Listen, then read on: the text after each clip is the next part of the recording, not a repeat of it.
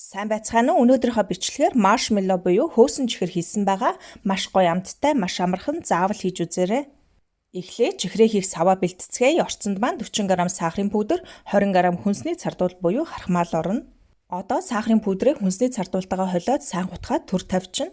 Дараа нь чихрээ зарцах саваа баг зэрэг ургамлын досоор дослоо. Дээрээс нь саяны холсон сахарын пүдрээ шигшээд жигд хараагаад өгнө. Энэ хэрэглэсэн сав маань ойролцоогоор 20-15 см хэмжээтэй байгаа.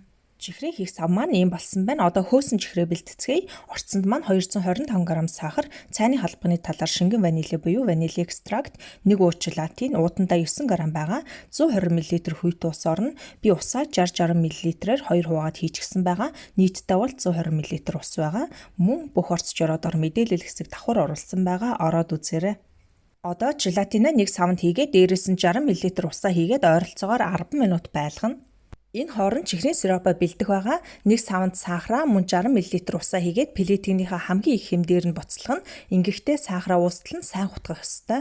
Сахарын сиропоо эхлээд буцалсныхан дараа ойролцоогоор 20-30 секунд үргэлжлүүлэн буцалгаад авна. Удаан буцалгах шаардлагагүй. Би нэгээс өсвөртөл халдаг плетиний 9 дээр нь болгосон байгаа. Одоо ийм болсон желатинаа миксернийхээ хамгийн бага хурдан дээр нь баг зэрэг миксердээд дээрээс нь сиропоо хийгээд үргэлжлүүлэн миксерд нь сиропоо хийж дуусаад миксернийхээ хамгийн их хурдан дээр нь ойролцоогоор 6-7 минут миксердэхэд болно.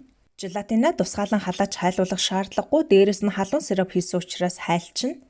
Сахарын сироп маань плетгнээс шууд гаргасан хав халуун байх ёстой. Иймэрхүү өтгөн болоод ирэхээр нь цайны халбаны талаар шингэн ванилигаа хийгээд үргэлжлүүлэн миксердэнэ. Мөн хүнсний будаг хийгээд олон төрлийн гаргаж бас болно. Би хүнсний будаг хэрэглэхгүйгээр өөрийнхөө нь цагаан өнгөөр нь хийсэн байгаа. Ингээд чихрийн зурмаг маань бэлэн боллоо. Хит шингэн биш, хит өтгөн биш, яг иймэрхүү байхад болно.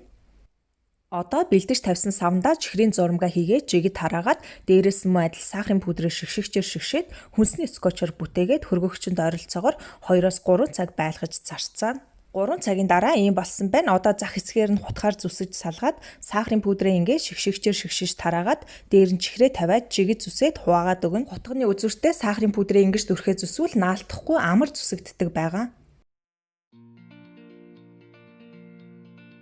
Ингэж жижиглсэн чихрээ наалтахгүй болтол нь сахарын пүдрээ наагаад өгнө. Дараа нь гараараа ингэж шигшээд илүү наалтсан сахарын пүдрээ салгаад өгнө. Ингээд амтад хөөсөн чихэр маань бэлэн боллоо. Тагтаа савнд хийгээд хөргөгчөнд 14 хоног хадгалж болно. Хэрвээ ихээр хийхийг хүсвэл орцоо нэг дахин нэмээд хийж бас болно. Мэдээж ямар ч хэлбэртэй хийж болно. Заавал хийж үзээрэй. Хийж үзээд хэрвээ хүсвэл доор гарч байгаа Facebook, Instagram хаягаар зураг явуулаарай. Ямар өнгөтэй, ямар хэлбэртэй хийсэн сонирхолтой байх болно. Мөн асуулт ивэл доор комент хэсэгт үлдээгээрэй. Амжилт хүсье. Дараагийн бичлэг хүртэл түр баяртай.